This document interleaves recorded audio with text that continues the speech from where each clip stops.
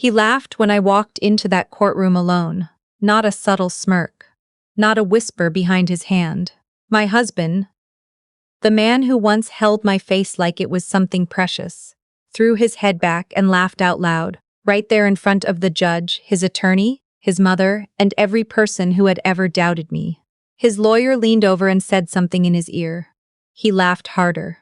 I stood at the plaintiff's table with a manila folder, a legal pad, and 3 pens. I always bring 3. Old habit. I did not look at him. I set my folder down, uncapped my pen, and waited. It started the way these things always do, not with screaming, not with a dramatic confession, but with something small. A receipt I wasn't supposed to find. I was looking for our car insurance card in the glove compartment on a Tuesday afternoon in March, and there it was. Dinner for 2 at Oleander, the kind of restaurant where they don't print prices on the menu. We hadn't been to Oleander together since our 2nd anniversary. That was 4 years ago. I put the receipt back exactly where I found it. I didn't say anything that night, or the next night. I started paying attention instead. My name is Neva. I'm 31 years old. At the time all of this happened, I had been married for 6 years to a man I will call my husband, because he does not deserve more than that designation in this story. I had a master's degree in forensic accounting that I had never fully used, because when we got married, he asked me to come work for his family's real estate investment firm. Just temporarily, he said, while we get the business stabilized. Temporarily turned into 6 years of me managing their books, reconciling their accounts, and quietly noticing things I was never supposed to notice. I noticed a lot of things. I loved him. I want to be honest about that, because it would be easier to tell this story if I hadn't. It would be cleaner. But I did love him, and for most of those 6 years I believed he loved me back, and that belief made me patient in ways I probably shouldn't have been. His mother never liked me. She was polite about it the way expensive wallpaper is polite. Pretty surface, nothing warm underneath. She called me resourceful instead of smart. She said I was low maintenance when she meant I didn't come from money. She once told my husband within my earshot at a family dinner that he had married well beneath himself. He didn't correct her. He refilled his wine glass. I refilled mine too, and I remembered. The receipt led me to the texts. The texts led me to the emails. The emails led me to something I hadn't been looking for at all. A secondary LLC registered in Delaware, buried 3 entities deep in the corporate structure of his family's firm, drawing payments that had no corresponding invoices in any system I had access to. I am a forensic accountant. I know what money laundering looks like. I know what it smells like. I know the particular texture of numbers that have been moved very carefully by someone who believes they are smarter than the person checking. He was not smarter than me. I didn't say anything. Not yet. I opened a personal email account on my phone. I started photographing documents, not stealing. Photographing. Everything I had legitimate access to as an employee of the firm. I did this over 4 months, quietly, while making his coffee in the mornings and sitting next to him at Sunday dinners and listening to his mother tell me that my pot roast was almost as good as the one the catering company makes. The woman he was seeing was named Daphne. She was 26, worked in marketing, and had apparently been in the picture for about 8 months by the time I found the receipt. I know this not because I dug into her life, but because he eventually told me himself in a conversation that lasted 11 minutes and that he had clearly rehearsed. I think we've grown apart, he said. I was sitting at the kitchen island. I had a mug of tea in my hands. I think I need to move in a different direction, he said. A direction toward Daphne? I asked. His face did something complicated. I didn't want to hurt you. I know, I said, and I meant it. He didn't want to hurt me. He just didn't particularly want to protect me either, and he'd confused those 2 things for years. He said he wanted a divorce. He said he had already spoken with an attorney. He said, and this is the part I will never forget, the part that sat in my chest for months like a coal. He said, I'm not trying to be cruel, but you should know that a contested divorce is expensive. You might want to think carefully about whether you can actually afford to fight this. I looked at him for a long moment. I'll think about it, I said. 2 weeks later, I came home to find my clothes in boxes in the front hallway. Not packed neatly. Stuffed. A pair of heels I'd had for 10 years were crushed under a winter coat. My grandmother's jewelry box, the wooden one with the broken hinge that I had been meaning to repair for years, was balanced on top of a box labeled Misks, in black marker, tipped slightly sideways. His mother was there. She was standing in the living room with her arms crossed, not even pretending it wasn't intentional. We thought it would be easier this way, she said. We, as if she was the other party in this marriage. I picked up my grandmother's jewelry box with both hands. I checked the latch.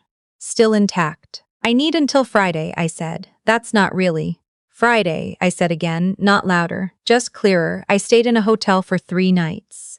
I called my college roommate, the one who had been a paralegal for 7 years, before going back to law school, the one who knew more about divorce proceedings than most first-year associates. And I told her everything. She listened without interrupting, which is one of the things I have always loved most about her. When I finished, she was quiet for a moment. Neva, she said. You know you don't have to hire someone to represent you, right? I know. I mean, you could. But, given what you've told me about the financial stuff, I know, I said again. I've been thinking about that. Do you want me to walk you through the filing process? Yes, I said. Please. We were on the phone for 4 hours. His attorney was a man named Colm Rafferty, senior partner, at a firm that had 3 names on the letterhead and an office on the 42nd floor of a building downtown. He had been doing matrimonial law for 22 years. He was the kind of attorney who wore his suits like armor and spoke in the measured, slightly bored tone of someone who had won so many times that winning no longer required enthusiasm. When I filed my response to the divorce petition representing myself, his office sent a letter, politely worded.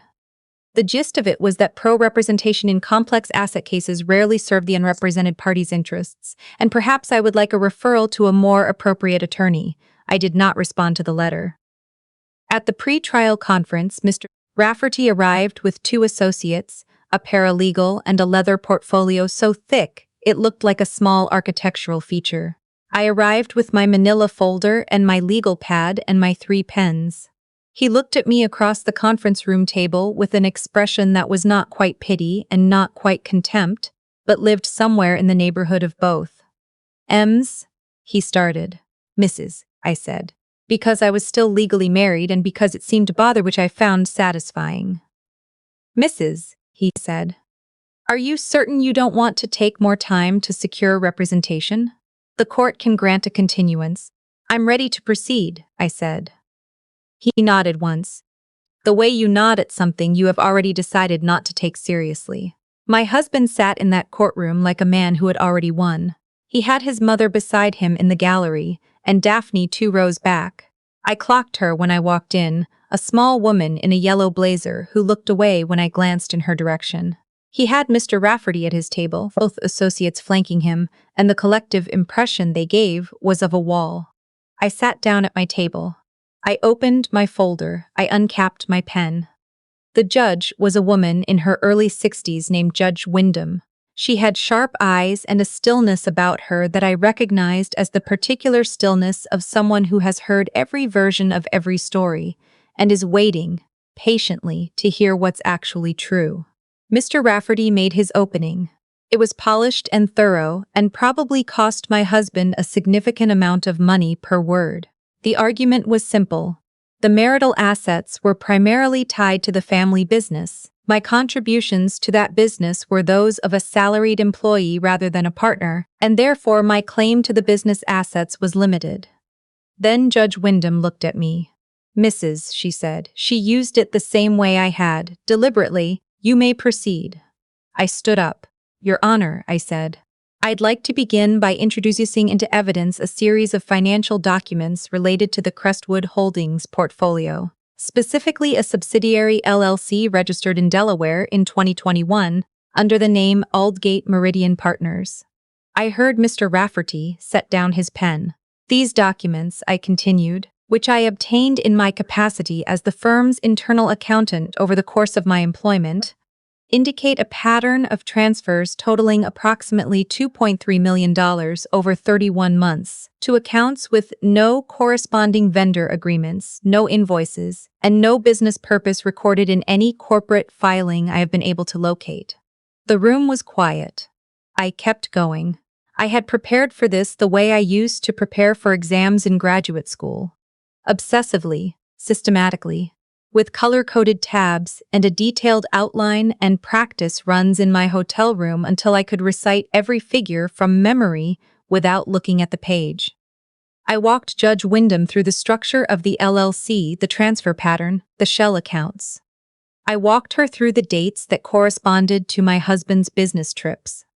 I walked her through the single invoice I had found, a fabricated one, with a vendor address that turned out to be a UPS store in New Jersey. At some point, I became aware that Mr. Rafferty had stopped writing. At some point after that, I became aware that my husband had stopped moving. Your Honor, I said, near the end, I am not here today to make a criminal case. That is not my role or my intention in these proceedings. I am here to establish that the assets of the Crestwood portfolio, assets that my labor directly supported and maintained, were significantly diminished through a pattern of transfers that I believe constitute financial misconduct. I'm asking the court to take this into account in determining equitable distribution. I sat down. Judge Wyndham was quiet for a long moment. She looked at the documents in front of her. Then she looked up. She turned to Mr. Rafferty. Counselor, she said, were you aware of these documents prior to today? There was a pause that lasted slightly too long. We were not, Your Honor. She looked at him for another moment. Then she looked at me. Mrs., she said, and something in her expression had shifted. Where did you obtain your legal training? I don't have legal training, Your Honor, I said. I have a master's degree in forensic accounting. She nodded, slowly. I see, she said. The case did not resolve that day. These things never do. But what happened next was happened fast, in the way that institutional things sometimes move with surprising speed once the right person has seen the right document. Judge Wyndham referred the financial evidence to the State Attorney General's office. Within 6 weeks, Aldgate Meridian Partners was under investigation. Within 4 months, the primary firm, the one my husband's family had built over 3 decades, was the subject of a forensic audit. The auditors they brought in were from a firm I recognized. I had interned there briefly the summer after my first year of graduate school. My husband called me the night the audit was announced. I let it go to voicemail. He called again. I let that go too. The third time, I picked up. You don't understand what you've done, he said. I understand exactly what I've done, I said. I documented what I found, Neva. I need you to stop calling me, I said. You can communicate through my attorney. There was a silence. You have an attorney now? I do, I said. I had hired her the week after the hearing, once I knew I had done what I needed to do alone, and could afford to bring someone else in.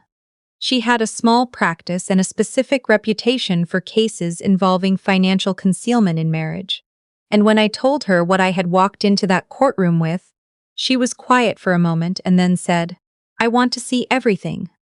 I sent her everything. The divorce was finalized 7 months after that first hearing.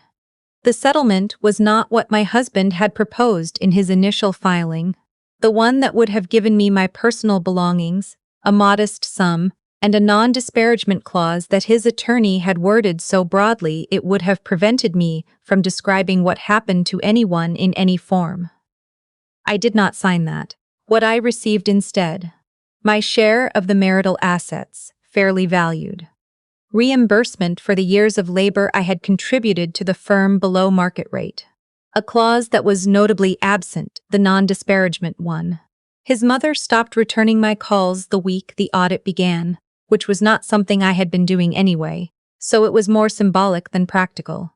Daphne, from what I understand, ended things with my husband shortly after the financial investigation became public.